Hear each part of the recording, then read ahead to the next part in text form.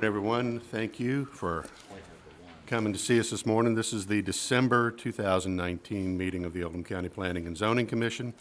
I'm Greg King, Vice Chair. Kevin Jeffries cannot be with us today, so you're stuck with me. Point of order, before we get going, if you have a cell phone or other communications device on you, please set it to silent or turn it off so it doesn't operate during the hearing. And then, if you would, please join me in saying the pledge.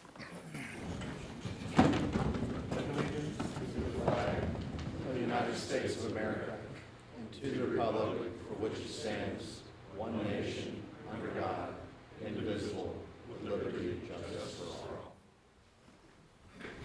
all. All right, thank you, everyone. So our first order of business will move into approval of minutes. Can I get a motion for approval of the minutes? We have a motion. Do we have a second? Motion and second. Are there edits, changes, updates for the minutes that anyone needs to discuss? Hearing there's none, we'll go ahead and go for a roll call vote. All those in favor of approving the minutes as submitted, please signify by saying aye. Aye. All opposed, like sign. And the minutes are approved. Excuse me, it's voice vote. Thank you. All right. Just one quick thing for the record. We have two other commissioners absent. Wendy Hagan and Ed Halfling are both ill today. And then Bob Klingenfuss has expressed that he has a conflict with the first case, so he's not here. Fair enough. All right, so our first order of business, shall we read the dockets first, or do we need to remove this from the table first? Remove it from the table first. All right, so the first docket items were tabled at last month's hearing. The chair will entertain a motion to remove these items from the table. So moved, Mr. Chairman. I'll make that motion. Thank you, Mr. Douglas. Do we have a second? Second. And we have a motion and a second. We need to get a voice vote on this. Sure. So all those in favor of removing these docket items from the table, please signify by saying aye. Aye. All opposed, like sign. All right, these items are now removed from the table. Do we need to reread the dockets, or? Let's do that. All right, Ms. Gunn, will you reread those dockets for us? Okay, docket PZ 1923, application has been filed by Elite Built Homes LLC for the approval of a zoning map amendment on approximately 34 acres. The property is located at 5500 block of Schuler Lane, Prospect. The changes from AG1 Agricultural District to R2 Residential District. Also, docket PZ 19024, application has been filed by Elite Built Homes LLC for the approval of preliminary subdivision plan for 58 lots on approximately 34 acres to be known as Fisher Farm. The property is located at 5500 block of Schuler Lane, Prospect. The proposed zoning is R2 Residential District. Thank you, Ms. Nunn. Before we get going into the presentation from staff, we will need to swear staff. Do you solemnly swear to tell the truth, the whole truth, and nothing but the truth? I do. Thank you, Ms. Alvey. You'll be presenting. Yes, sir. Good morning, Amy Alvey with the Oldham County Planning and Development Services. As Ms. Nunn stated, you have two dockets before you today that were tabled from last month. The first item is the zoning change, and the second item is the major subdivision plan for 58 lots on 34 acres known as the Fisher Farm. The property currently is zoned AG1 agricultural, and the land size is 34 acres. This is an aerial view of the property. Outlined in red is the property shape, and then the blue is the county line, just to kind of give you orientation. This shows the current zoning as AG1. This property here is zoned PUD. That is part of Norton Commons. And then the top portion here, this is the highlighted area, is the area that is subject before you today for the zoning map amendment. So it's not the remaining portion of the property, it's only the 34 acres at the top. This is the future land use map. The anticipated future use of the property according to the comprehensive plan is single family future subdivision. There have been no previous actions before the Planning Commission regarding this property. The applicant is proposing a zoning map amendment and a preliminary subdivision plan comprised of 58 lots on approximately 34 acres. The remaining 70.7 acres of this section of the property is located in Jefferson County and will have approximately 116 lots. This is the overall development plan, subdivision plan for the Fisher Farm at this point. So you'll see this portion here is located in Oldham County, and then this portion here is located in Jefferson County. So this is just a zoomed in version of the portion located in Oldham County. This is Schuler Lane here. And again, the blue dashed line is the county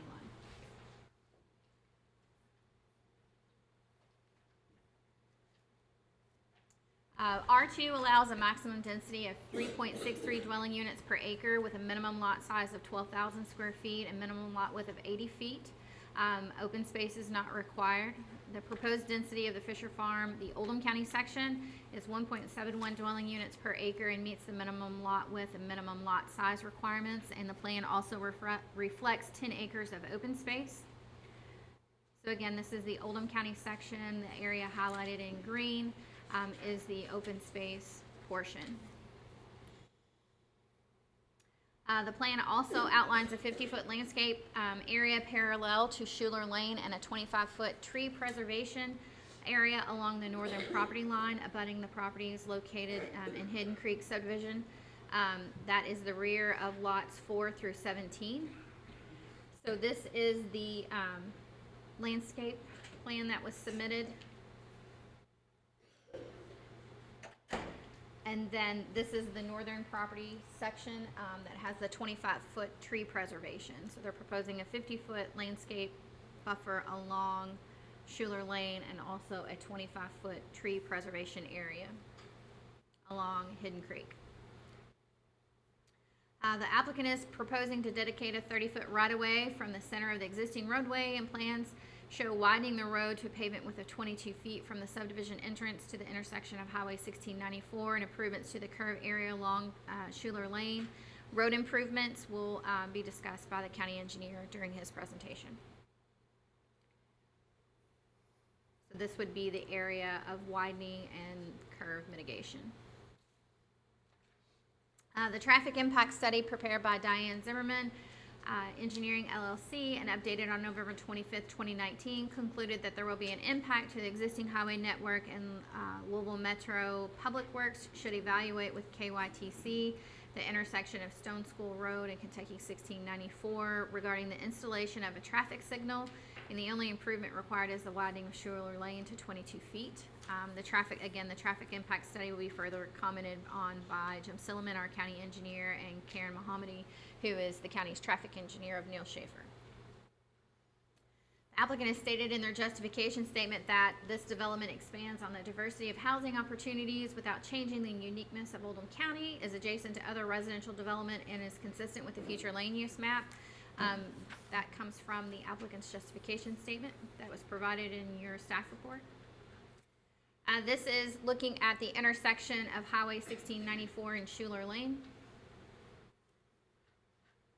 This is looking to the east on Highway 1694 going into Jefferson County at Schuler Lane.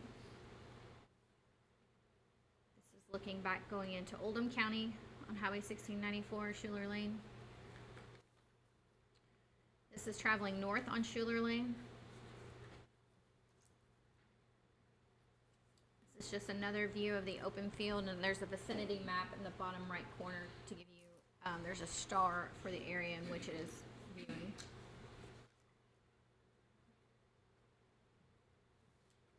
This is the first curve that's located on Schuler Lane. This is the second curve. This is part of the development area here. This again, this shows the posting of the zoning map sign. This is the west adjoining property. So this would be across the street from the proposed entrance area. This is the tree preservation area. So this is right at the northern property line. So this is the long portion of trees that are shown on the plan. This is the north adjoiner, so it shows the existing tree line there as well.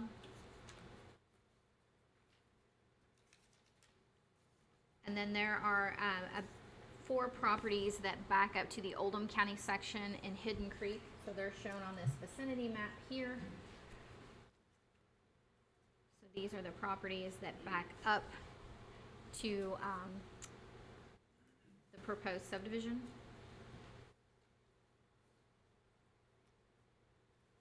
And then this is exiting Schuler Lane. So again, this is the development area here. Then this is this, I'll call it the straight stretch going out towards 1694. This is Schuler Lane at the applicant's property line. So you'll see 1694 right here. There are 4 proposed binding elements that are listed in your staff report. Staff has received the binding elements that were placed on the development in Jefferson County as well. Mr. Urban will go over those after the final presentation by the applicant and opposition, if any, on those. So these are the 4 that are listed in your staff report, but there will be more. So in summary, the applicant is requesting approval of a zoning map amendment on 34 acres from AG1 to R2. And this would be a recommendation of zoning change to Oldham County Fiscal Court. And they are also asking for the approval of a subdivision plan for 58 lots on 34 acres to be known as Fisher Farm. So at this point, I'll turn it over to Jim Silliman. Thank you, Ms. Alvey.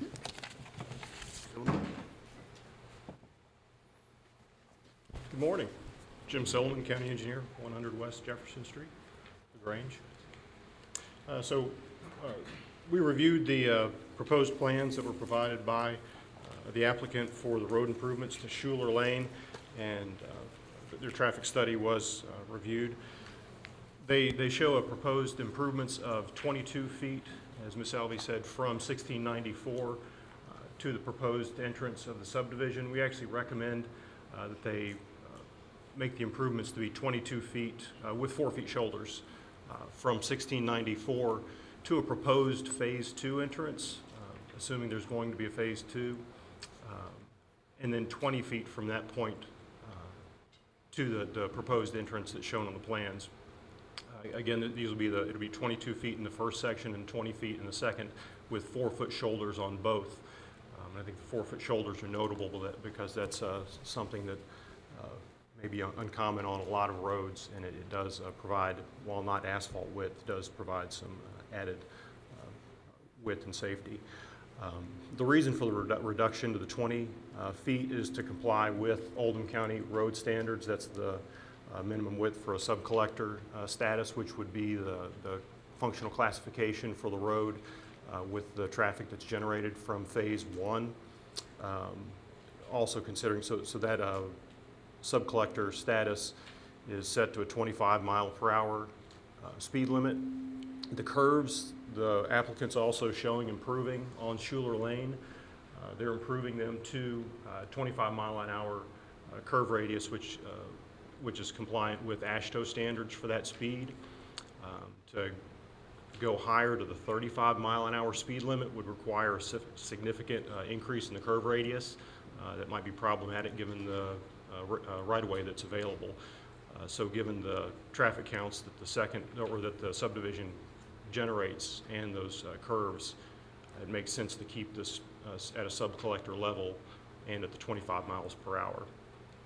As Ms. Alvey also stated, they are providing an additional 15 feet of right-of-way on the Fisher Farm side of the road, in addition to the 30 feet prescriptive, which currently does provide enough right-of-way to construct this infrastructure. With regard to the traffic study, I think we do need to consider, as we're reviewing the traffic study, we have to keep in mind our Oldham County's jurisdiction, and we're looking at Schuler Lane and the improvements to Schuler Lane, and while we can observe traffic counts that affect potential improvements to other intersections, that's something we'd have to coordinate with our neighboring jurisdiction, Jefferson County. All right. Anything else to add, Mr. Silliman? sir. All right. Any questions for staff? There's still Please. more staff. You got school and, Oh, and then I'd like to Then make let's a continue then. comment as well. I just want to put in the record that our staff has met with Metro staff. We had a meeting where all of our planning staff plus engineering went and talked to Metro staff because this is a coordination between the two jurisdictions. I did attend the LD&T committee meeting last week, so I was able to observe the decision that Louisville Metro made regarding the portion of this project that's in Louisville Metro. So just for the record, we've been coordinating with Metro.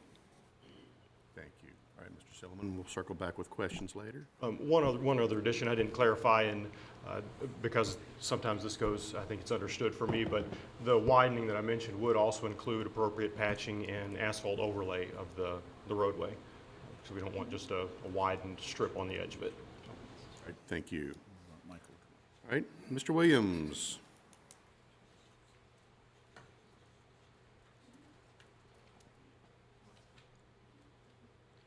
Good morning, everybody. So as As for the record, please. Michael Williams, Oldham County Board of Education, 6165 West Highway 146, Crestwood. Did we get you sworn earlier? Yes, sir, you did. Very well. Okay, so as you can see, which the form you have in your packet, the Fisher Farm is 58 residences. That would net us approximately 27 students, K-12. You see the serving schools of Goshen Elementary School, North Oldham Middle School, North Oldham High School, with a final campus capacity of 89.5%. When you add in the still growth coming from Harmony Point that feeds into those schools, it puts it to 89.74. So with the growth factor that we use for purposes here, it is adequate. We have adequate capacity to serve this subdivision in the district, so they would be granted at this point 35 units phasing per year. Very well. And Anything else to add? No, All right, sir. thank you, Mr. Williams. All right. And finally, we have, is that it? Okay, questions for staff from the commission. Please, Mr. Douglas. I just have one question.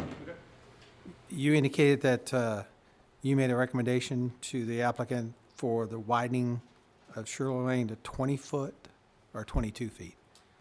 Well, it's 22 feet from 1694 to a proposed Phase 2 entrance and with 4-foot shoulders, and 20 feet from that proposed entrance to the current proposed entrance with 4-foot shoulders. Okay. I think it's important to tell them why. It's 20 and then 22. Well, so again, I was discussing the sub-collector level for the current phase, the traffic that it would generate. The second phase would generate enough traffic to bump this up to a collector level, which would then be the minimum standard of 22 feet. We would rather not do 20 feet at one time now, and then when Phase 2 comes in, widen another 2 feet, because then you end up with all these minimal widening joints of asphalt, and they just result in cracks in the pavement and a poor structure. So if we can get the widening now and have it done, it's a better structure. And my last was you indicated that you recommended 25 mile per hour curve radius standards for the two curves, is that correct? Yes. And what does that mean to us? The two curves, they're slightly below the standard for a 25 mile an hour speed limit. The plan that the applicant has shown improves those curves to be larger and meet the standards for 25 miles per hour. And is that on their property, or do they have to acquire the property? The first curve, closest to Schuler Lane, would be improved onto their property. The second one is not, but it doesn't require as much improvement, so both are doable. They can be fit in either the They can be fit in existing the or the existing- existing plus the dedicated right-of-way that they're in. That's correct. Okay.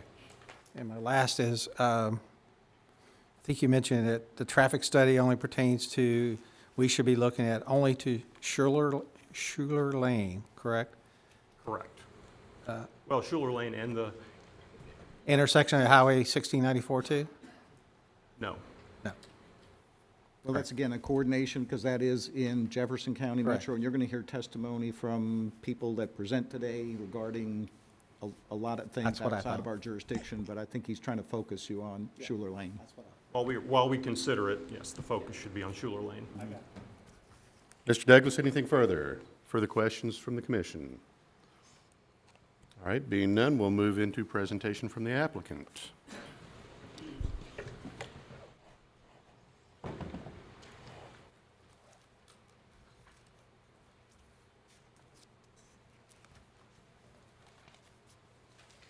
Good morning. Actually, John Talbot, Barnwarper Talbot Roberts, 1000 North Hurstbourne Parkway, Louisville, Kentucky, 40223. Good morning, Mr. Chair, fellow members of the council. Thank you very much for your all's time today. I thought the staff did a very good job in kind of giving you all an idea of what this plan is about. And I've got about 50 slides. I'll try not to be too repetitive on the ones that are. I'll try to be pretty brief and get through them pretty quickly. So I always like your all's commissions. It's really wide. I've got to really get my neck workout going back and forth. So if I get locked on somebody too long, I apologize in advance. I think you all know the address. This is an area that's come up before the Planning Commission a handful of times before, and with a little bit of problems. We've got an excellent plan, I think, and we've really tried to analyze every possible impact that we could mitigate and take care of in this plan, from traffic to infrastructure, and to having a quality development. So I hope you all agree with us that it's a good plan as we get through this. I wanted to mention a little bit about the developer, but I have Joe Pusateri behind me. I think you all are familiar with him with Elite Homes, and that company has been locally owned for 44 years. They've had some changes recently, but I'm going to bring him up when we go through some of the design of the homes, let him give you some of the history. But I think you'll probably know them well enough to know they've got a terrific reputation in this geographical area. They've been in Louisville, Jefferson County, Oldham County, and the surrounding counties for a long time. They have developments in Oldham County, and have done a really fine job with their developments. They've got a lot of experience, and I think you'll be very satisfied with what they've got here today. This rezoning is authorized pursuant to your all's comprehensive plan. The future land use plan, which I'll spend some time talking about today, specifically anticipates this type of development in this very specific area. And I think that's very, very important to recognize. The land use policy and objectives are all satisfied. Transportation policy and objectives are satisfied under the comprehensive plan. Community facilities and services are satisfied under the comprehensive plan. Environmental policy, governmental policy, and also the Brownsboro Master Plan are all satisfied in this plan. And as I go through the presentation today, I'll make note of some of those specifics. Ms. Alvey did a good job of showing where our plan is. Obviously, there's a Jefferson County component that has been approved. The Oldham County component is the side to the east that you can see, and it is currently AG1, which would allow 1 acre lots if we did not get it rezoned. So that's what we currently could do with this development. This was in your all's comprehensive plan update, and I think your all's comprehensive plan is very thorough, and I could probably spend 2 hours just going through that if I wanted to go through every single detail, and I won't burden you all with that. I will note that we did some proposed findings of fact that are part of the record. I think they do go through all the detail in great length, but this is one of the most important things that I wanted to point out. This is your all's future land use plan, and this was updated in February 2014. This identifies the map color of blue as single-family future subdivision. And as you can see, that recommendation is for lots less than 1 acre if they're on sewers. And that is exactly what we're proposing today. What also is vitally important is in this plan update is that the appropriateness level is set at general. And there's a definition for that. The general in your all's comprehensive plan says that those proposed land uses that are assigned the general appropriateness level are generally allowed without any additional requirements or conditions. So even if we weren't proposing a lot of things, your plan allows and actually recommends approval without anything else. And there's a reason for that. And here is the future land use plan. As you can see, it is that light blue color in this area and in the area south of it as well But in the area that we're in Oldham County, it specifically has that general appropriateness level.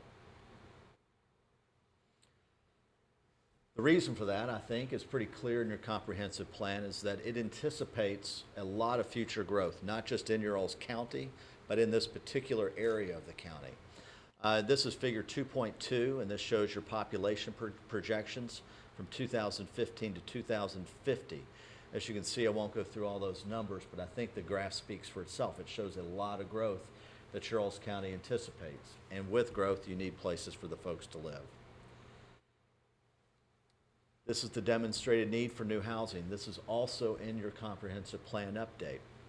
Oldham County not only is growing fast, but it's in the top 5 counties of population growth from 2000 to 2010. And my guess is that growth will continue to be in the tops of the state. Your all's percentage of owner-occupied housing is on the top of the state as well, 85.6%. State average is only 69.9. So obviously, Urals County has recognized the important need to have new housing to satisfy this population growth that has come and is coming. This is a quote, the third line. Oldham County is projected to continue to experience steady growth through the year 2050, with the county population projected to surpass 100,000 between 2035 and 2040. So a lot of growth in a relatively short period of time. This projected growth is a reflection of Oldham County's standing as a bedroom community for Louisville Metro with a flourishing school system. And again, those are quotes taken directly from Ural's plan. And the last one that I think is particularly relevant for this proposal today is that the areas most likely to experience the continued growth will likely be in Crestwood and the Brownsboro community. The Brownsboro community, this is in the Brownsboro master plan, and so that is exactly where this growth is anticipated to be. You need homes, and hopefully you'll like the ones that we're bringing you, but it's an appropriate place to have them and approved and recommended in your comprehensive plan update. This gives a general idea of what our development looks like compared to your current zoning, and also what we could do under the zoning that we've requested, but obviously our plan is going to be much more underneath what we would actually could do under R2. Under AG1, you could have 1 lot per acre. That would net approximately 29 lots under the gross of 34 acres. I'm sorry, gross, you could probably get 32 lots, my apologies. That would not provide any open space except for what was on people's actual lots. Under R2, your density could get up to 3.63 lots per acre. Under the Fisher Farm plan, we're only requesting 1.71 lots gross per acre, and the net would be 1.98. So under 1 acre lots, specifically provided for in your all's future land use map, but well under what could be done in R2. So I think this is appropriate development for what this type of land will provide. The amount of lots that we'll have on this area is 58 lots, so really the increase over the lots that we could do under the current zoning is pretty modest, only 26 extra lots, not really very much. And what do you give up for that? You get a lot of open space as well, which is appropriate and will make this a much, much better plan. This is the site, and I'll go over these pictures relatively quickly because Ms. Alvey covered these. As you can see, this is a sod farm. It is about as flat as you can see. There really are no environmental concerns such as steep slopes or any sensitive type areas in that regard. To the extent you do have some trees, in large part we're preserving those, that you'll see those on the plan to handle and apply and handle all the environmental concerns that would be required under your comprehensive plan. That's looking north, and the site would be to the left. And there you can see some of the row of trees that you'll see that get preserved on our plan. This is the overview, the aerial, and as you can see, there's like a peninsula on the border of Oldham County and Jefferson County. I guess when the property owner was there, either Oldham County wanted to keep the property owner or they wanted to stay in. I'm not sure which, but the county lines follow the property boundaries there. And our area is up to the right. This is getting a little bit closer. You can see it shows the Jefferson County and the Oldham County side. The Oldham County side is the section to the right of that orange line. and that shows the county line a little bit better. This is an aerial with a development plan, and with that, I'd like to bring Kevin Young from Land Design and Development to go over some of the details of the plan. Thank you, Mr. Talbot. If we could, please, would like to go ahead and get your whole team sworn. Sure. Do you solemnly swear to tell the truth, the whole truth, and nothing but the truth? I do. All right, Mr. Young, name and address for the record, please. Mr. Chair, Commissioners, Kevin Young, a principal at Land Design and Development, address 503 Washburn, Louisville, 40222. I'll go through the site plan, talk a little bit about the utilities, and end up with one of our drawings that we've been working with our neighbors on screening and buffering for Schuler Lane. As John said, this is the overall development plan. You can see the portion in Jefferson County, and then one of the requirements for your code is that we show a roadway network on the residual farm. So we put together that as a concept. That is by no means carved in stone, but one of the requirements is we go ahead and submit a roadway network. So that's why that is shown that way. The proposal today is for 58 single-family lots that we're showing outlined in yellow. This is a little bit of a blow-up of the property, make it a little easier to see. And as John said, one of the future or designations for this property, and we've been looking at this property and been before talking about this for many years at this point, but your future land use maps designate this as single-family residential, future growth. It also goes forth to say if sanitary sewers are available, that something less than 1 acre is appropriate. We have been working with the Fishers and Elite to work with OCEDA, work with MSD for going on months at this point, if not years, to come up with a coordinated effort to provide sewers. The Jefferson County phase has sanitary sewers available. There's an existing force main in the rear of this property, and I say the rear over in this area here, that we can tie into. We've also been working with the folks of Norton Commons. Right now, the way it stands, Norton Commons would have to have a pump station, and this property would have to have a pump station. So the two developers have coordinated, and we've got one pump station located on this site that would be an MSD pump station that would serve both properties. So we've been trying to get this sanitary sewer issue resolved and come up with a plan that makes more sense. The last thing that these municipalities want is 2 pump stations. They're expensive to build, and they're expensive to maintain. So that's something an opportunity we've been able to coordinate. This just shows the overall development. Again, where the Oldham County section is the 58 lots, R2 a proposal. Again, from a land planner, landscape architect, one of the things that I like about this is we have 10 acres of open space. So everybody really in both sides of the development, but they back up to an open space. We have the significant area in the middle there. And then one of the conversations is we need to keep a plan that's rural by design. What does that mean? How do we accomplish rural by design? So what we've done with the Schuler Lane, and I've got details that I'll present further, but we've got 4-board black horse fence. We're providing a screening and buffering. We have no driveways coming on off Schuler Lane. We only have our one entrance. And so those are the things that we talk about rural by design. And then one of the conversations that we've heard in the neighborhood meetings, and you just hear, is our neighbors in Hidden Creek, they're to the north, right above the property, is we're providing a continuous, non-disturbed open space. It's basically, there's a fence line there. This property is a sod farm right now. It's a working sod farm. But the fence line between the two properties is it's got the trees that we have on our fence lines. So we're agreeing to protect 30 foot of that fence line will be non-disturbed. No ditches, no utilities, nothing. That will be non-disturbed. You can see there's more than 30 feet there, but what we want to do is just get out of that area altogether. That is addressing our neighbors to the north. You want me to talk about Old Palm Place a little bit? It doesn't matter to me. Okay. One of the conversations is our folks, our residents in Old Palm Place, and this property here has an existing pond that is leaking. We've been working with the trustees for that with Riverfields But anyway, I'll let John get into particular of that, but one of the reasons I'm gonna bring that up is if we are able to utilize that for on-site detention, do a coordinated effort, and I will let John get into the particulars of what that really means, that enables us to protect more open space in this area here, and again, this is in Jefferson County, but more open space in that area there. Those actually become sediment control basins and not detention basins, so we'd end up with one. But I think it's just, again, we're working with our neighbors to try to come up with a plan that provides the most buffer between the existing Hidden Creek folks and the future residents of Fisher Farm. The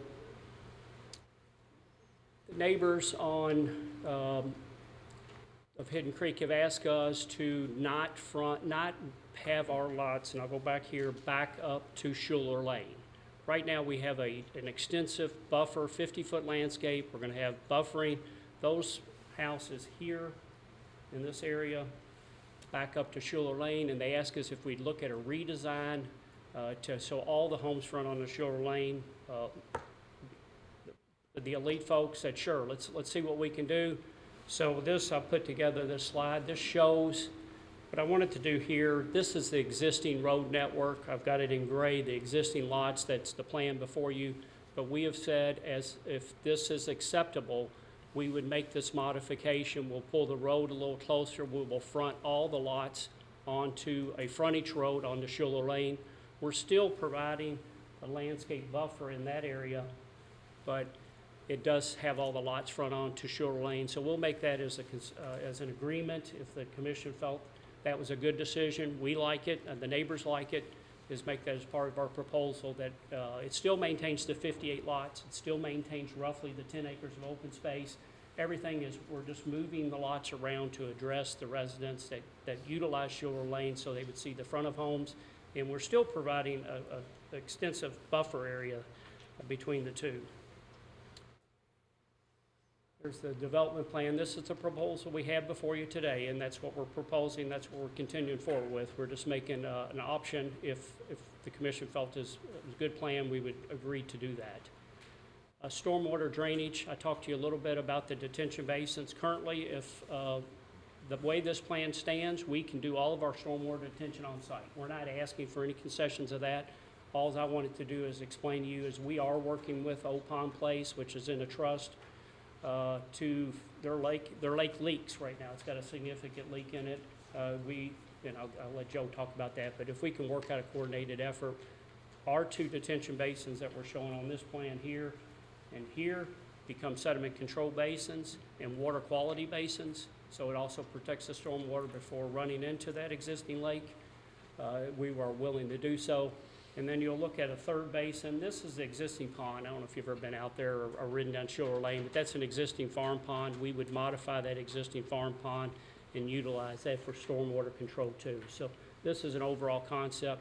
Eric Sin is the civil engineer on the project. He's here if you have specific questions that you'd like to talk about that. He would be available. Sewers. I talked to you when I first started about the coordinated effort between OCEDA, MSD. You've read in the Oldham Mayor that MSD has taken over the sanitary sewer process. Part of their requirement is you put a reservation of capacity. You make an application to MSD and say, do you have capacity for 58 lots? We have done so and have a recognition that the capacity is in for this entire development, but also the Oldham County section. The capacity is existing. The pump station, I talked to you briefly, we would have a shared pump station located here that would also serve a portion of the Norton Commons. It picks up the entirety of this development. That pump station has a force main that runs down here and ties into an existing force main that is located in that rear portion. So sanitary sewers, stormwater. Jim and Jim both talked about the Schuler Lane road improvements. Schuler Lane right now is substandard. We've agreed to widen Schuler Lane. And what we did and what Jim Solomon asked us to do is prepare a engineering drawing showing the improvement on Schuler Lane to fit within the proposed right-of-way. We're dedicating right-of-way and the existing right-of-way for Schuler Lane. So we have prepared the plans. It shows, and the request today, I believe I understand, is 22-foot to the first entrance, which would be that Phase 2 entrance that I showed you in a roadway network. And from there, 20 foot to our proposed entrance, which would be about that location. So 22 to the first entrance, 22 to the second.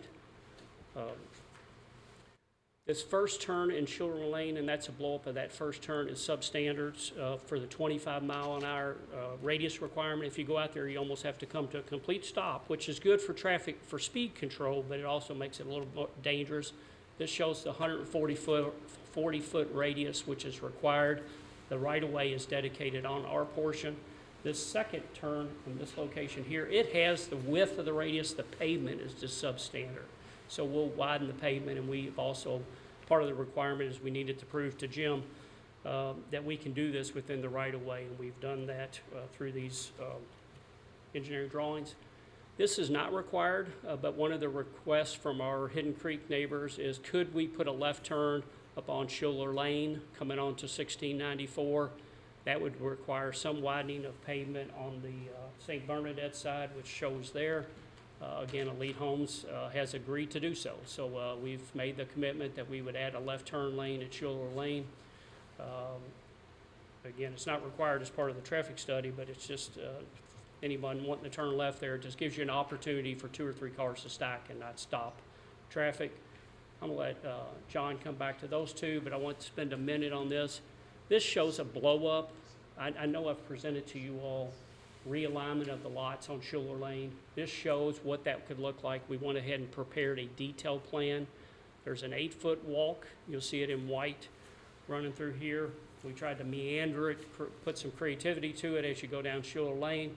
Shows the landscaping and the 4-board horse fence and our signature entrance. So you can see if you're any of the residents of Hidden Creek or anyone utilizing Schuler Lane, that's going to be a very attractive. Again, we wanted to have a more rural setback. We want to have a more rural look with the houses sitting away from the street. No driveways accessing Schuler Lane. So that's a part, and we will also make that a submittal. One of the items that we always talk about here is utilities. Louisville Water Company, I'll just finish with this. Louisville Water Company will provide service. Electric is provided by LG&E. We've been in coordination with both utilities. We've also reached out to Major Steve Hansen with the Anchorage Middletown Fire and Rescue Department. One of the questions, because it straddles counties, the fire department there in Worthington and Norton Commons would provide emergency service, even though it does. The fire protections will, at this point, go between the 2 counties. And we've got a binding element on Jefferson County if Jim wants to elaborate on that. But we've been in coordination. They will provide fire protection. And I talked to you about sanitary sewer services provided through MSD, and it will be treated at the Height Creek wastewater treatment plant.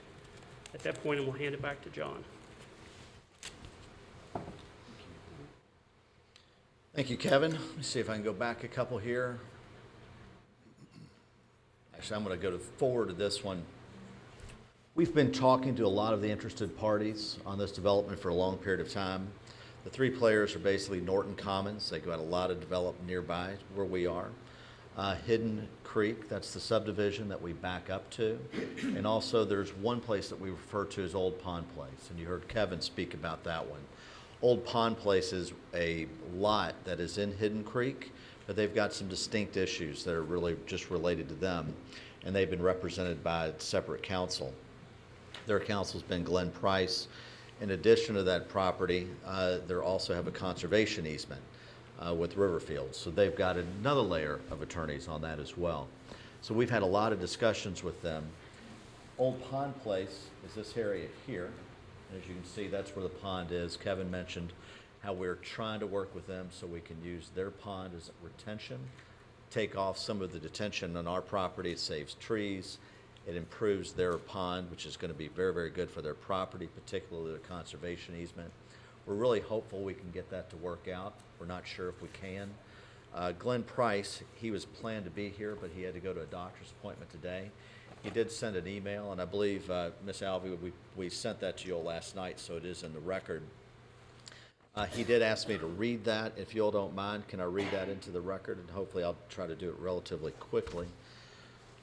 Amy, can I put this on the screen as well?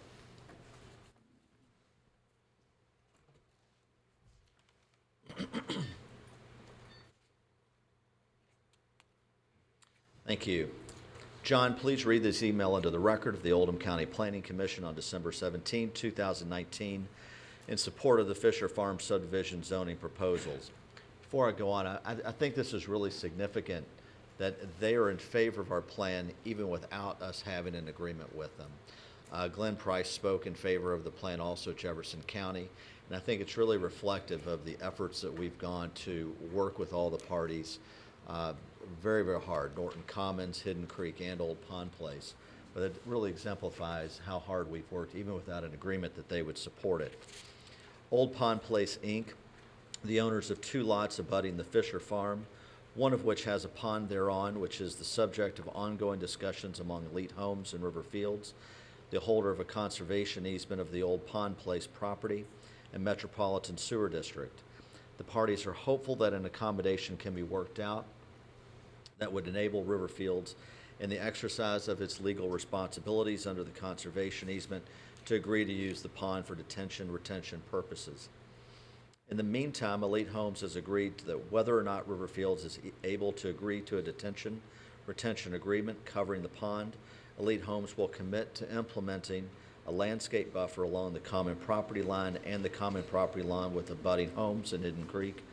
That is the same or substantially the same as that shown on the subdivision plan, which has been submitted to the Oldham County Planning Commission for approval at its meeting December 17th. And then the very last part of it, we appreciate the generous spirit of cooperation that Elite Homes has offered Old Pond Place throughout this process, and we wish to advise the Planning Commission that we support Elite Homes zoning subdivision proposals for Fisher Farms. Amy, could I ask your help again to go back to... Excellent. Again, the only thing we agreed to is to stick with our plan on the buffers that we already have in our plan, so we really haven't given them anything, and they're still supporting our plan. Hidden Creek, which includes Old Pond Place, but it's really these properties here and the ones going further north. I see Steve Porter in the back behind me, so I'm certain that he'll come and speak. But we've been in long discussions with them, and I'll show you some of the items that we've discussed and agreed with them to get their support from the Homeowners Association. I see several people behind me in addition to the lawyers. I don't know. I suspect there might be 1 or 2 lot owners that may speak against it. But the Homeowners Association as a whole is in support of the development with the conditions that we've agreed to. And I think that's really significant. Let's see. This is the basic terms of our agreement with Hidden Creek. Kevin mentioned some of these, that we put a 4-board black horse fence up. Again, that really retains the agricultural and rural feel of Oldham County. We wanted to do that. That's recommended in your comprehensive plan, and we've made strong efforts to do that. We're going to make improvements to the Schuler Lane Road, as we've discussed, and that your all's engineer outlined. Enhanced landscaping on Schuler Lane, that's what Kevin described. Open space and undisturbed buffer along the common Oldham County boundary. I'll show a diagram of that, but that's effectively in our plan. Restricted working hours. We talked to Hidden Creek a lot about that. We restrict our working hours at certain hours and during the days, during the weekend and weekdays. Underground utilities inside the development. They will be underground inside the development. We've also agreed to keep the overhead lines off of Schuler Lane. We're going to work those to the back of the property, so as you drive down Schuler Lane, you won't see power poles. It'll still retain that agricultural and rural feel that you'd like to see on Schuler Lane. We've also agreed to dark sky friendly lighting on the overhead lights. There's a couple of exceptions on that in terms of coach lamps under a certain amount of lumens actually on the house at the entryways. And I'm sure Steve Porter will get up and talk about some of those details. No street lights on Schuler Lane. That was one of our agreements. We have talked about a left turn lane on Schuler Lane into our development. I'm uncertain whether or not the county is in favor of that, but we're fine either way we go. If your all's engineer supports that, we will do it. If he doesn't, then we will not. But we have told them we would do that if that's required by Oldham County. And also with the homes facing the front. That's what Hidden Creek had asked us to do. And Kevin talked about that in some detail. This is some of the terms on the Old Pond Place. Again, they've got that large leaking pond that needs a lot of repairs, and frankly, it's just really expensive for a homeowner to do. This is one of the best examples of a developer working with a common property owner. It's really to everybody's mutual benefit, and honestly, the county's mutual benefit, because it enables us to save trees, preserve wildlife, environmental areas. It enables us to take detention off our property and use that money instead to support a part of someone else's property with a pond that's having a lot of very expensive problems. So we agreed to fix the pond. That would be required by putting a liner in the pond and some other engineering items. The repairs cost about $200,000, so it's not an insignificant amount of money. Again, it'll allow us to save trees, and it'll also help with necessary conservation, which is what your comprehensive plan requires and asks for. I'll back up. This gives you an idea of the buffers. The only one that, this is where the county line is. So for today, we're just looking at the buffers in Oldham County, but that shows basically where those buffers are. The dark green line is where the trees will not be touched at all. On the Jefferson County side, I mentioned that we did agree that we would keep the buffers that we have on our plan. The only difference on this is this actually shows the sediment pond rather than detention on Jefferson County. Unless we get an agreement with River Fields, MSD, and Old Pond Place, we won't be able to do that. But that's the item that we're still working, trying to accomplish. This sheet, Amy, how do I get rid of that? Just tap it again? Excuse me, I got you. Thank you.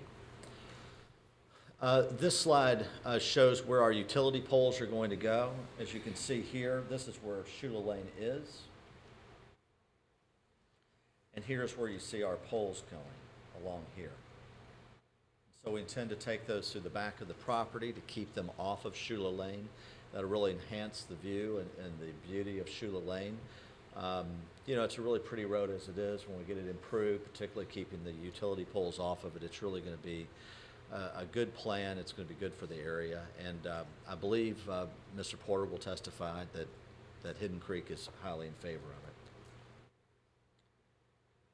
Thank you, Chairman. This is the traffic study, and this is where I'll bring Diane Zimmerman up to speak about.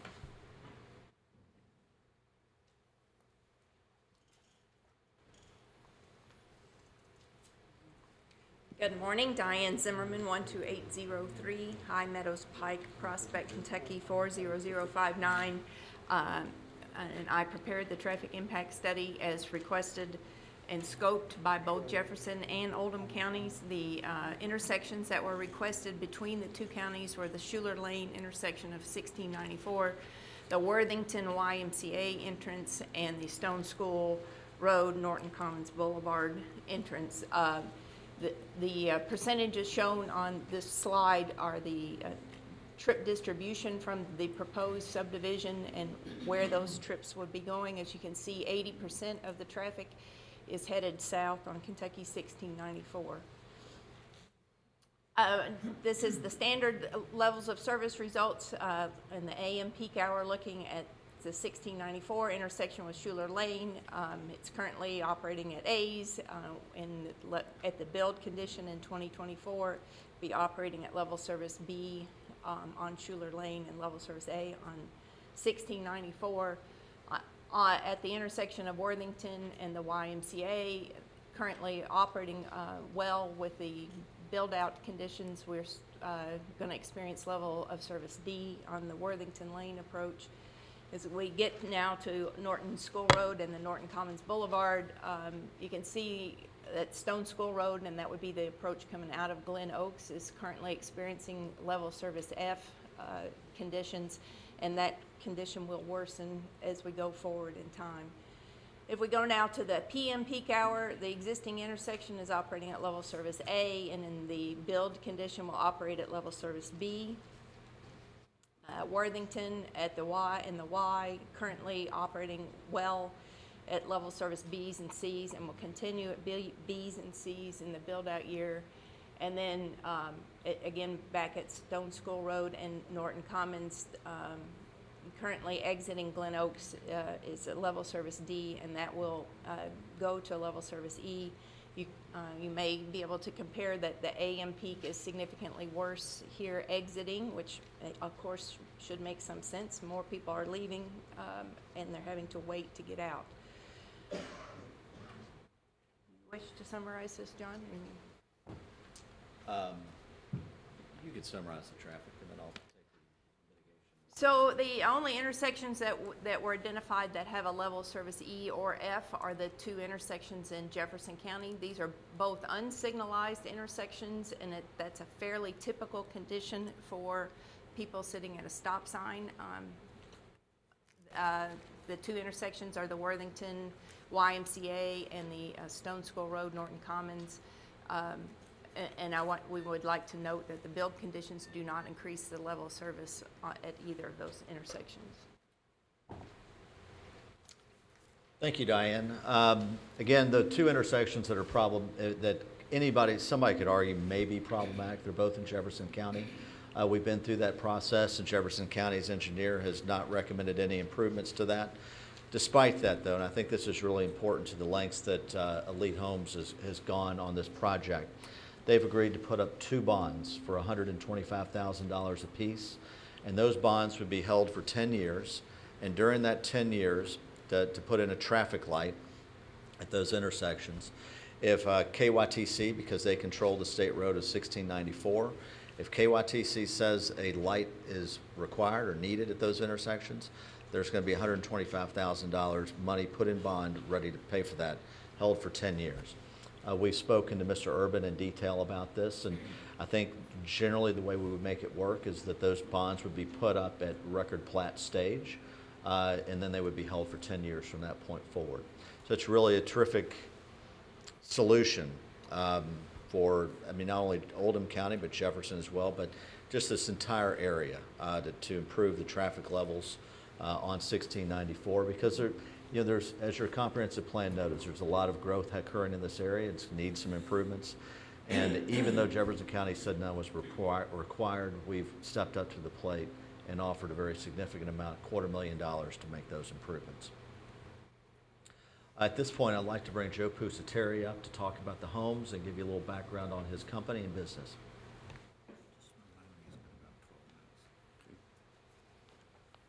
I am Joe Pusateri, 18401 Bridgemore Lane, Louisville, Kentucky, 40245. I'm the founder of Elite Homes. Next month, we will start our 45th year in business. In fact, the very first house I ever built was on Pin Oak Drive in Barwick Farms. Somebody that saw that house owned 10 acres off of Old Sligo, and the second house I built was off of Old Sligo Road. I think I probably have built over 250 homes, at least in Oldham County. Last night, I just got thinking about places that I had built in Oldham County in different subdivisions. Briar Hill, Chapel View, Abbott Grove, Ballard Woods, Cardinal Harbor, Glen Oaks, Hillcrest, Heather Green, Edgewood Manor, Kentucky Acres, Longwood, Maverick Estates, Paramount Farms, Pond Creek, the Oldham County section of Hunting Creek, Old Taylor Place, Redbud Farm, River Bluff, Spring Hill, Settlers Point, Shallow Farms, Barwick Farms, Grandel, Rivers Landing, and the Reserve at L'Esprit. Some of y'all may know our company from 2008 when we built a house for the Extreme Makeover Home Edition TV show for young boy Patrick Henry Hughes, who was blind in a wheelchair. His father pushed him in the U of L marching band, and so we became fairly well known because of that endeavor. We are just finishing up two subdivisions in Oldham County. One is in is a subdivision called Rivers Landing. It's on Rose Island Road, right at 1793. In fact, about 6 years ago, I was at this meeting. I think you might have been here because you expressed an interest in living in there. But we've finished it up. We've sold every house. We're just doing little punch-out work in the neighborhood. What I had asked at the time was the zoning change from condominiums to single-family homes. It had been a subdivision that had failed under the previous developer. I think we have done a great job with that development and have a lot of nice people living in it. Our other subdivision is the Reserve at L'Esprit. That is just a couple miles away on Fort Pickens Road. We've built 89 homes in there. We are finishing the bond work on Section 1 and Section 2 right now. And the homes that we have built in there are what we are proposing to build in this Oldham County section off of Schuler Lane. Do I just hit this clicker to show? Yeah, I think you do. The arrows are, I think, the Okay. easiest. Okay, so the homes that we, Terry, if I may interrupt, so you guys are down to about 10 minutes. I don't want you to run out of time. okay, I can talk fast. The homes that we would build would be 2,100 to 3,200 square feet. Actually, they'll be a little bit larger because we've come up with a couple larger plans. Our homes are all going to be all brick or stone on the exterior. They'll all have full basements. They will all have side entry garages. They're well landscaped, 100% sodded lots, and we anticipate the price would be somewhere between 400 to 600,000. So these are just some pictures showing what some of the houses look like. We have architects from around the country design our streetscapes, and it's one of the reasons why the people at Hidden Creek wanted us to turn the houses around, because they knew the houses were very pretty. Just in finishing, I want to say, if you went to our office, you would see signs all over the office that say, "Do the right thing. Do the right thing." And we had this meeting tabled from November because we still felt like we had other meetings we had to have with Old Pond Place, with Hidden Creek, and with Norton Commons to try to resolve every possible issue that they had. I wanted to say at Old Pond Place, where we're agreeing to spend $200,000 to fix the pond, it would only cost us $75,000 to do the on-site retention. So we're agreeing to spend over twice as much money in order to make them happy, to fix their pond, and we think it's a better development at the end of the day. The traffic lights that we're prepared to put up, we met with the Kentucky Traffic and asked them about the lights. They said, "We don't have any money to do that." So, okay, we'll put the money up. For the 26 lots that we're asking for, that we would get by the zoning change, we're basically putting up $9,614 per lot for traffic improvements. But we understand that there are already traffic issues, and we would like to leave the area better than we found it. That's going to be our motto everywhere. So you'll hear from people. I think what you'll hear from most of them is our willingness to listen to their concerns and do our best to address them. And thank you for your consideration today.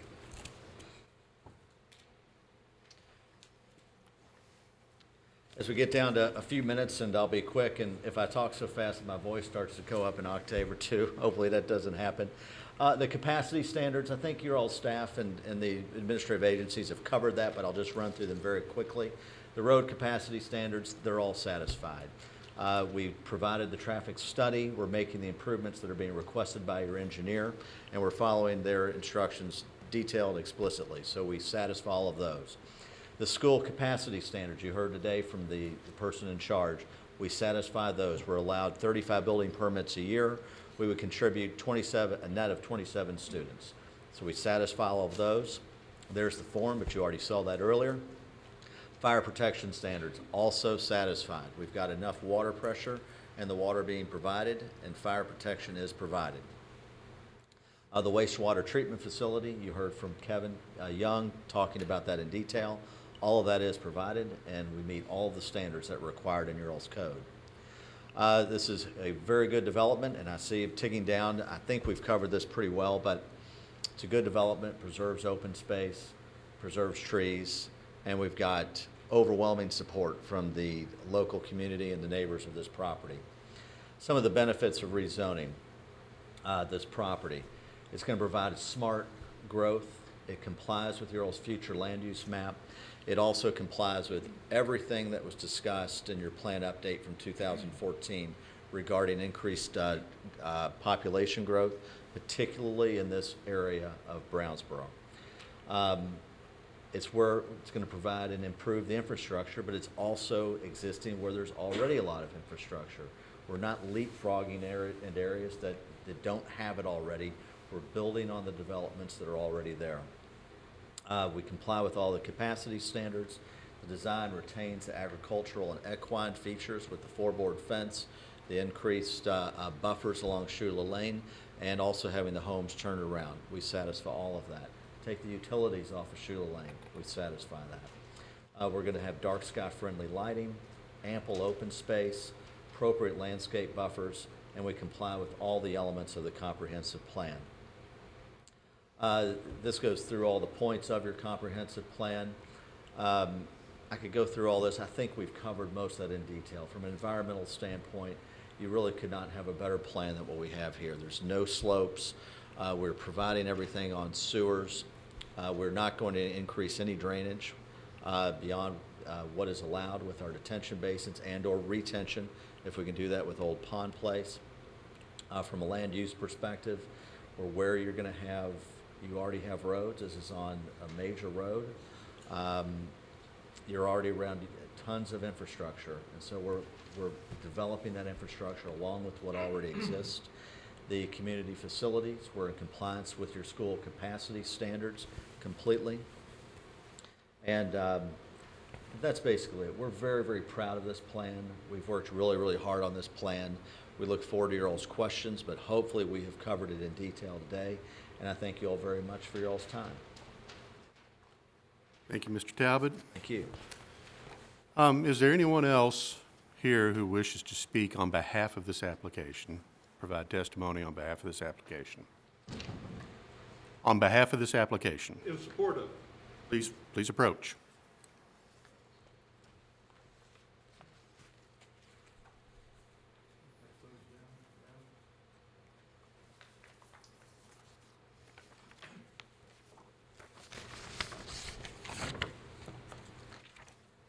Let's get your name and address for the record, please. My name is Steve Porter, 2406 Tucker Station Road in Louisville, 40299. I represent the Hidden Creek Subdivision Association. And I want to start out by saying that over the last couple of months, we've had long back and forth discussions with Mr. Talbot, with Joe Busateri and Elite, and we think that those discussions have resulted in a lot of good things to make this subdivision even better than maybe it was originally proposed a few months ago. We support the subdivision and the rezoning and the development plan with these considerations. And you have before you a list of some binding elements. These are 11 binding elements that we would like added to the record so that they would be enforceable. And as I understand it, Elite Homes has agreed to all of these, and they've spoken basically to most of them in their presentation. I'm not going to read them one by one, but I want to kind of summarize some of them. The first one is the Schuler Lane widening, and that is probably the one thing that we're a little back and forth on between what Mr. Silverman has said and what Elite has said. Elite has said they'll make it 22 feet all the way. Mr. Silverman says 22 feet part of the way, then 20 feet. I understand both concepts, understand both ideas. What Hidden Creek doesn't want is a 35 mile per hour street. We would like to keep the 25 mile per hour for the whole thing. So if reducing the 20, from 22 to 20 mandates that, then we would be for that. But I think that's a decision that you all are going to have to make with the advice of your traffic experts. We started out as absolutely in favor of the 22 feet all the way, but we do see the positives of both ways. The idea of slowing the traffic down with a little bit narrower road. And we think that number 2 on this list. May I interrupt you? Applicant testimony and presentation time is down to 1.5 minutes here. You Okay. are close on time. All right. I'll just summarize these, because you've got them in front of you, so I don't need to read them to you. But the paved multi-use path, 8 feet wide, what they have agreed to, I think will go along very nicely, even with a 20-foot roadway, because that multi-use path allows for bicycles, pedestrians, etc. We do support strongly the left-hand turn lane at the intersection. We think that is something that has to be part of this. and our support is dependent on that. Our support is dependent on the new design that they proposed with the frontage road so that no houses have their backyards facing Schuler Lane. We think that's a good alternative and that should be accepted. The rest of these on here are self-explanatory, but I would say that some of these are really good from an environmental standpoint. The lighting restrictions are very important, and we're really glad that they've agreed to those. And they've even agreed, the final one, that they would allow a Hidden Creek subdivision sign up at the corner right as you're entering into Hidden Creek, even though that might be on their property. So we appreciate their willingness to accept these binding elements. And if all of these are adopted as part of the plan, then Hidden Creek Subdivision Association supports this proposal. Thank you. Thank you, Mr. Porter. All right, how's everybody holding up? You ready to move on to the next phase, or do you need a break? Right? If we're good, we'll move on into, go ahead. Move on. All right. All right, we're going to move into testimony and question by those opposing the application. Mr. Baxter. Good morning, Mr. You have more Chairman. time than that, but Mr. Chairman, I am in a unique position here today. I represent Norton Commons, and we don't have a category. get your name and address for the record, Yes, sir. please. It's Barry Baxter, 117 West Main Street, here in LaGrange. You don't have a category for people who are ambivalent about this development. So I didn't want to take up anybody's time when they were in favor, so I felt like I would stand up here and maybe eat up some opposition time. Mr. Chairman, so Norton Commons, as you all are aware, it owns some property and is developing a section in Oldham County called the Hamlet. But the bulk of their property, which has been developed over time, is in Jefferson County. Their concerns, and they expressed their concerns to the folks at Elite, their concerns have to do with the fact that the roadway improvements that Norton Commons paid to construct on 1694, Highway 22, and Chamberlain Lane, those were built with an eye towards them being able to reach a full build-out of their development so that they wouldn't have to make additional highway improvements as additional sections of Norton Commons came online. Their concern that they expressed to Elite was they wanted to be sure that when Elite was looking at traffic in the area, that Elite would be cognizant of Norton Commons entitlements in that area, even though there's houses and improvements that have not been built, retail, commercial space, things like that, and that we probably will not get to until in the area of 2029. Elite was gracious enough to take the information provided by the folks at Norton Commons and to generate an additional traffic study, which was not required for your all's consideration, but they did develop an additional traffic study for us that takes all of that into consideration.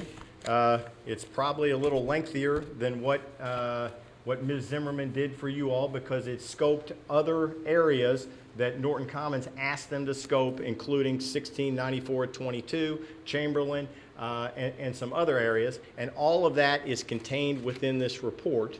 And it takes into consideration Norton Commons at a full build scenario.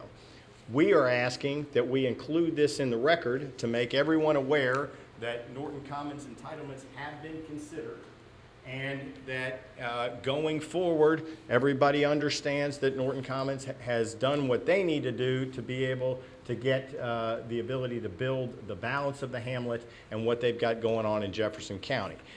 We appreciate that Elite was kind enough to do that for us, and we're merely trying to get that in the record to make sure that everybody knows what the status of the traffic is out there now and what it will be. I believe Ms. Zimmer went through 2029 in that report. So from that perspective, that's our purpose here today. We are not here to oppose this development. We are here to make sure that the record is clear. thank you, Mr. Baxter. Thank you, Mr. Chairman. All right, who else would like to speak? This is for those who are opposed to the application.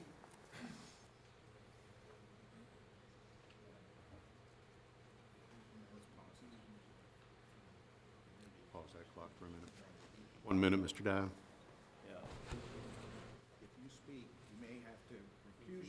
No, wait a minute, I'm speaking as a citizen of Glen Oaks. And I'm only gonna speak in terms of 1694. We'll have a conflict at some point when it comes to voting on this, and therefore, you need to recuse yourself from that committee if that comes before you. As you have the final decision. So if I don't talk now, I get another shot at it. Correct? Correct. All right, good enough for me.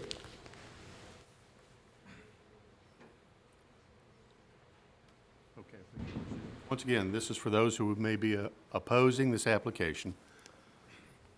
Hello, my name is Ben Miles. I'm with Riverfields, 1201 Story Avenue in Louisville. I need to get you sworn, please. You solemnly swear to tell the truth, the whole truth, and nothing but the truth. Please proceed. Like the gentleman from Norton Commons, Riverfields is not in opposition to this subdivision plan, but I just wanted to state a few things for the record. Riverfields, as stated before, holds a conservation easement on the 18-acre Old Pond Place. We have been working with Elite Homes and MSD on the potential to use the pond at Old Pond Place as a retention basin. We have not reached agreement on that possibility yet, but we are still working with MSD. There are some issues with the access and ongoing maintenance requirements that MSD requires for use of that retention basin in order to function going forward for this development. So we're still working on that, and we very much appreciate the cooperation and congeniality that Elite Homes has offered to our discussions. We're very appreciative of the what they're calling the tree retention area, the buffer between the proposed development and Old Pond Place. We think that is recognition of the conservation values and public benefit that the 18 acres of permanently conserved habitat and open space that Old Pond Place offers to the community of Oldham County and the surrounding areas. So we look forward to continuing to work with Mr. Talbot and Mr. Pusateri from Elite Homes as well as MSD, and we hope to come to a resolution, but as was stated accurately by Mr. Talbot, we have not reached resolution on using the pond at Old Pond Place, and I can't say with confidence that we will be able to reach that because of the proposed easement that MSD has proposed to use that pond, but we are continuing to work with them, and we do hope to reach a resolution on that. So again, we're not opposed to the subdivision, but I just needed to state our interest in the property. Thanks, sir. Thank you.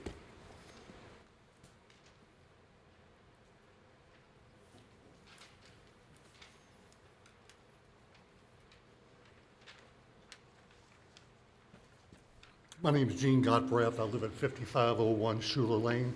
Can we turn this on? Mr. Godbreath, we're going to get you sworn in. Sure.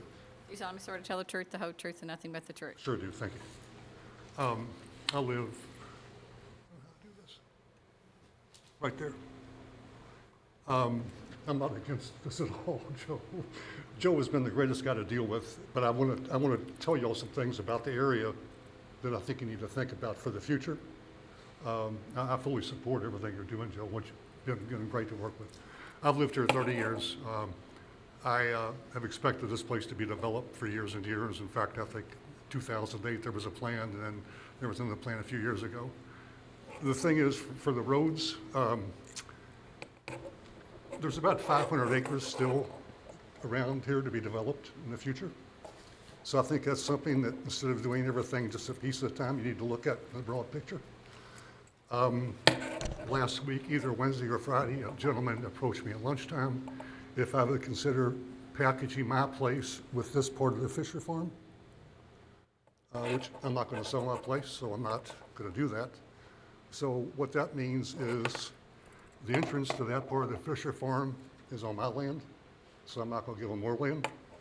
So if they develop this part of the Fisher Farm, they're going to go back to what the original entrance was 50 years ago. And then the Schuler Lane used to go on down the hill. And the entrance to this farm is down here. And they cut it off some years ago. I'm not sure when it was. So their access and the address for this farm originally would have been Schuler Lane. I don't know what the address would have been, but it was right down there approximately. So that's how they would access that farm for development in the future, if that makes sense to you.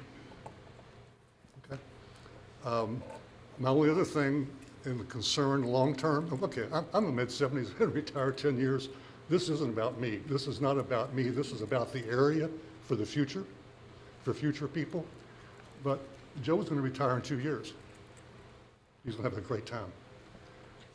My concern is who's going to be here next for, and I mean, I'm not trying, none of this is negative, Joe. I'm just trying to point things out. Elite Homes has been sold, or is in the process, and there's another company that's going to be doing this in the future. And Joe is going to be gone. Joe has been the most responsive developer I've ever seen in my life, okay? But my concern is in the future, we've got this other 100 acres of the Fisher Farm out here that's going to be developed. We all know that, right? And what Joe has done with moving the houses to where they did so that the backyards don't face the road, I'm hoping that will be continued down the road, because otherwise you've got, a half a mile of backyards to look at, a half a mile of people's junk, because nobody puts their good stuff in the backyard. They put all their junk in the backyard. The front yard, they keep looking really nice. And so my concern is, Joe, is that your predecessor goes along and does what you're doing today in the future. And so I'm not against this development at all. But I think what y'all need to look at is the long-range thing of the roads and what traffic would be like in the future, the road layouts. And one thing I went out, in fact, I went out the other day, and what you can do with computers today, and I Googled a lot of stuff, and I tried to find roads in Oldham County requirements, and I couldn't find anything roads. And I did find subdivision roads. And I didn't know Schuler Lane was a subdivision. And that's what this 22 feet and 20 feet is the subdivision requirements. Or maybe it's the road standard, but I couldn't find road standards for Oldham County. I'm sorry, I just had a brain issue. Oh, the other thing was, I was going through the things yesterday on Oldham County, and was everything of really, development should really fit in with the environment. Things that should really look like the environment. And I think what they have done by changing the layout of the thing, that really fits in with the environment, what you're all doing with the landscaping and having where the front of the houses fit instead of back. And I really applaud you on that. But I guess the thing I'm saying is, and I know we can't do it because they're not doing it, but can y'all keep that standard going down the road in the future? I'm an old guy. This isn't about me, it's people in the future. Thank you. Mr. Godbreath.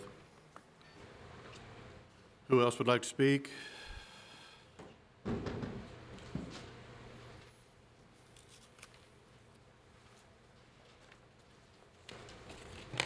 solemnly swear to tell the truth, the whole truth, and nothing but the truth. I do. My name is Richard Rubenstein.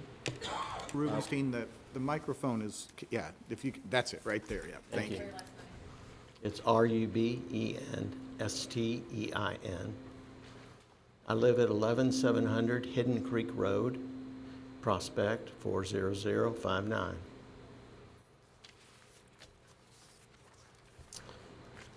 I filed comments both originally in November and most recently yesterday, and I'd like those to be incorporated as part of the testimony today. In particular, I want to focus right now just on one thing, and that is that there has not been evidence that the intersection at 1694 and Schuler Lane has been considered thoroughly, such as to provide for approval without more. I very much appreciate Counsel for Elite offering something in that regard for the first time today, and I think John did offer to call me last night, but I was out of pocket, and he probably would have told me that this information about 2 bonds being offered to support the potential for development of traffic light and intersection improvements. I appreciate the idea that the commission doesn't have jurisdiction total jurisdiction over this issue. I do, however, think that they do have jurisdiction, that you all do have jurisdiction to do, and it's obvious that you are doing it, due diligence to assure yourself that the future is not become complicated to an unsuccessful degree by decisions that are made today on the matter of the intersection. On the one hand, I think that there has been evidence presented both at the TRC level through Mr. Silliman, his memorandum, as well as and I hope I say this right, Mohammadi, very articulate statements with respect to the need for scrutiny and investigation and implementation of this intersection improvement. So the question is, how do you go about best addressing the evidence that indicates that while you don't have jurisdiction over the future of an area that requires interagency involvement, is what can you do? I think there are two possibilities. One has been suggested by Mr. Pusateri's counsel. The question I have about that is twofold. Is 10 years long enough? And is $250,000 a feasible amount of money to make this a doable project? There are different ways that evidence in this matter could be ascertained, but no such evidence is presented before you at this point as to whether the $250,000 in the 10 years is sufficient. I am not trying to be a pig or a hog. I just don't want to see a decision made today that is precipitous. And why precipitous? Phase 2 of the development is likely to be presented to you in the imminent future. The hamlet has already been approved by you, 2017.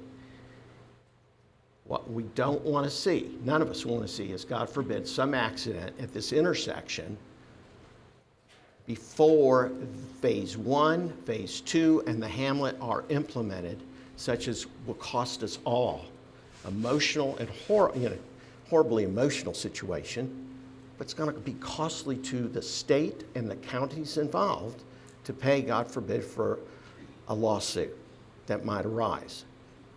The other solution that I think could be done, so let me finish with that first. So I think that I would ask for a very short period of time, or ask if there are other ways to do it, open the floor to the issue of how do we ascertain whether $250,000 in 10 years is sufficient.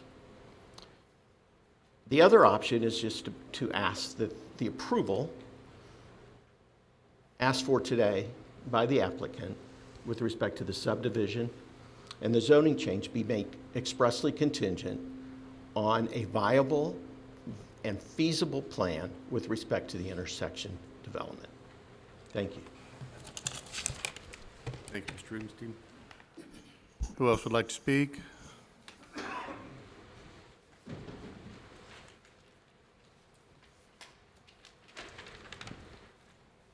solemnly swear to tell the truth, the whole truth, and nothing but Yes, I do. My name is William Hofer Kemp. I live in Hidden Creek, 5003 Creek Circle here in Prospect.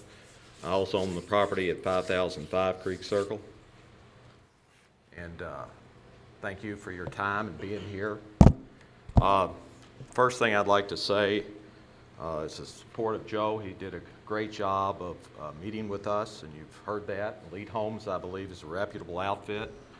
They're now owned by Berkshire Hathaway and have a considerable amount of financial backing and resources. And I believe that that was closed this past Halloween. Is that right, Joe? It was. I don't know if that's an omen or not, but anyway. I'm not speaking so much in opposition in any way, shape, or form of the plan. Elite Homes has worked with us. My neighbor just spoke and was talking about the intersection. I'm not going to go there. I did have one question for Ms. Zimmerman, and that is, was the hamlet considered and the amount of traffic that that's going to provide on 1694 within her traffic study? If you look at the traffic study, she had assumed that this was going to be a 22-foot wide road. And if you look at the original land design, they had 22-foot wide road, and they're shaking yes. I am here to request that the board approve the project as it sees fit, but we really need to make this whole road 22 feet. Now, the reason I'm asking that is I met with Joe this morning, and we would like to put a pedestrian bicycle white line down this road to help the many, many people that come visit us. As you know, 2 years ago, nominally, I think it was August of 17, you folks approved the hamlet. Refresh your memory, it's approximately 258 homes are going to go there. And that's on the other side of this tree line, if I've got that right, if anybody. And phase 2 of Elite Homes build actually showed that they were going to provide access into or stop at the edge of their boundary, okay? Regardless of vehicle traffic, the most important thing to me is the safety of the citizens of Oldham County. And I believe that's in your all's mission statement somewhere I read. Safety is, to me, primary. Today, we get a tremendous amount of foot traffic and bicycle traffic that comes into our neighborhood. And they do that because we have a circle. It's like going in a beautiful 1-mile circle, and you can leave the neighborhood, and it's very convenient for people. So if you live in Glen Oaks, Norton Commons, or you're a member of the Louisville Bicycle Club, coming back to our subdivision is very common.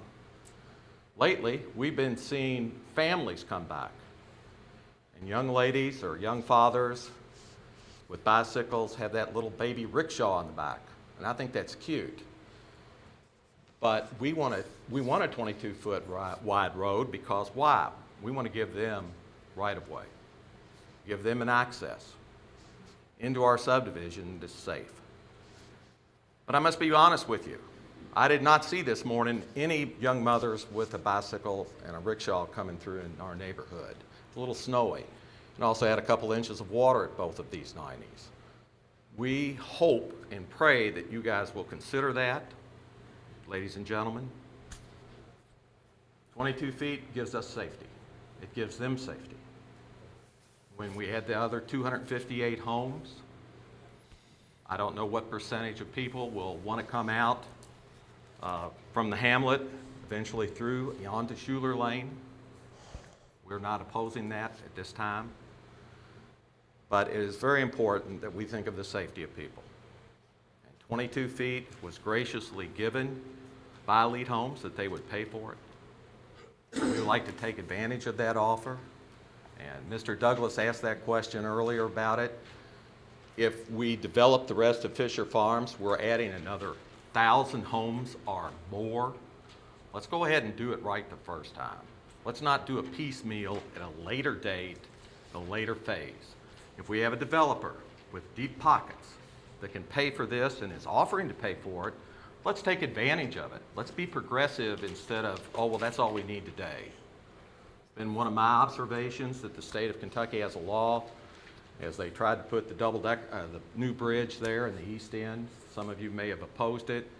But one of the problems they had is our state law does not allow pre-buying land to be used several years in the future. Indiana does, ours doesn't. It's just a little flaw in the system. So I am asking and imploring this board to allow Joe and his team to give us a 22-foot road all the way back to our subdivision so we won't have a pinch point. These 90s are real bad. They're going to fix the one, but even the second one and going into the subdivision, there's a lot of places for error. Thank you.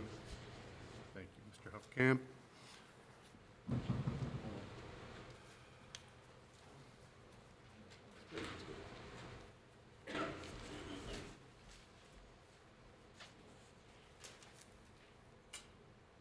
solemnly swear to tell the truth, the whole truth, and nothing but the truth.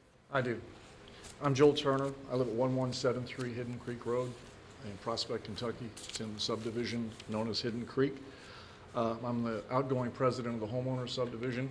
I just wanted to clarify a couple of things for the record. First of all, I'd like to ask you to incorporate by reference all the comments that I've made in a couple of letters that were submitted to Ms. Alvey in the last 2 or 3 months into the record as if I were testifying to their content here. First of all, the other clarification I'd like to make is Mr. Talbot. I acknowledge Mr. Talbot's worked assiduously to try to resolve some of these problems. I'm not confident that his commitment is as strong as we'd like it to be, and I want to reiterate the comments that were made earlier that our approval or our support from Hidden Creek Homeowners Association is contingent upon all the binding elements outlined being enforceable as part of the plan acceptance by the commission. He also overstated the subdivision's overwhelming support for the subdivision. I think you understand it's his job to sell the subdivision proposal to you all. It's my job to accurately represent how the homeowners feel, and there's a lot of dissent among the homeowners back in Hidden Creek because of the obvious impacts to us from a traffic standpoint. 2 points that I'd like to make, both relating to traffic and safety. The intersection at 1694 is treacherous as it is. It's not a 90-degree angle. It's a very obtuse angle. It doesn't have very significant line of sight when you're turning to the right. And I've been doing this for 35 years because I commute to downtown. When we moved out there, it was a dirt road, and I bought my hay for my horses from Sam Finney, who was operating the dairy farm where Norton Commons now sits. So I've been around a while, and I've seen this dramatic change to the area. And it's not all been good. The traffic situation, particularly the impacts of Norton Commons, Glen Oaks, and up 1694, which no one's talked about, are significant. The traffic coming up out of the Sleepy Hollow area has increased dramatically, and it goes straight into a blind turn in front of St. Bernadette's, where often in the morning there is a private traffic control person stopping traffic so that people can turn into St. Bernadette's either to go to Mass or to drop their kids off at school. Somebody's going to come up out of there one of these days, being looking down at their phone, texting, and there's going to be a horrific accident there. Even before they get there, they have to come in at an obtuse angle on 1694, as you can see on this drawing, where Schuler Lane hits 1694 in Jefferson County. Now, Mr. Talbot has said he's willing to put a left turn lane in there to obviate some of the problem, but he didn't say that he's gone to St. Bernadette and got an agreement from them that they're willing to give them the land to do that. And they don't own that land on that section that runs parallel to St. Bernadette, so we'd like to see that resolved. Generally speaking, I believe it's premature for this board, this commission, to approve this without doing a greater impact study on the traffic and safety of the entire area. I'm talking about not just 1694, I'm talking about where it meets 22, the Gene Snyder, and 71. Because as some of you may know, trying to get through that area in the morning between 7:30 and 9 o'clock can be very treacherous. A number of accidents, slowdowns, all those kinds of things that you would normally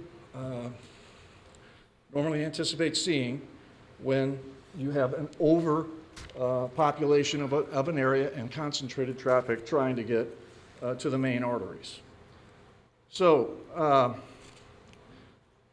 personally, my comments that I've made to you have been both on behalf of other owners at Hidden Creek and myself.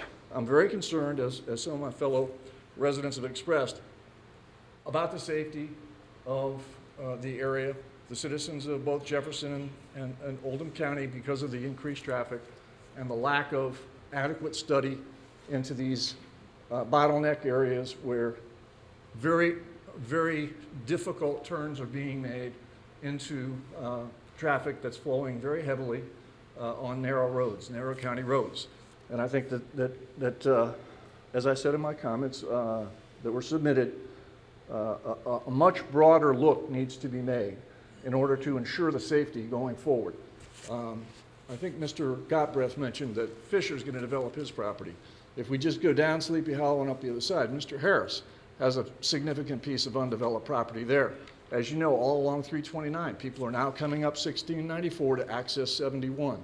All those things adding up on a very narrow one-lane road, two-lane road, but with guardrails on the one side of 1694 going down through Sleepy Hollow. You go down there and drive sometime and tell me how we're going to have a safe environment for school buses going down that road with shoulders that are crumbling off, people are catching their tires, coming across, hitting the guardrail on a regular basis.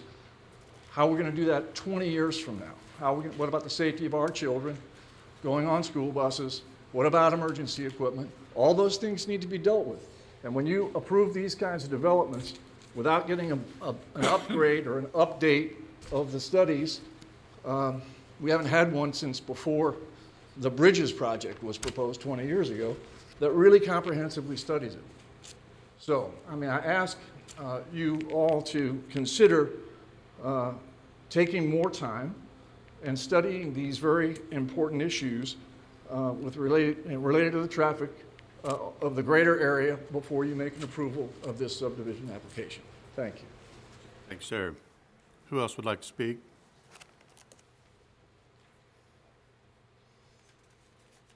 If there are none, then we will move into a short break.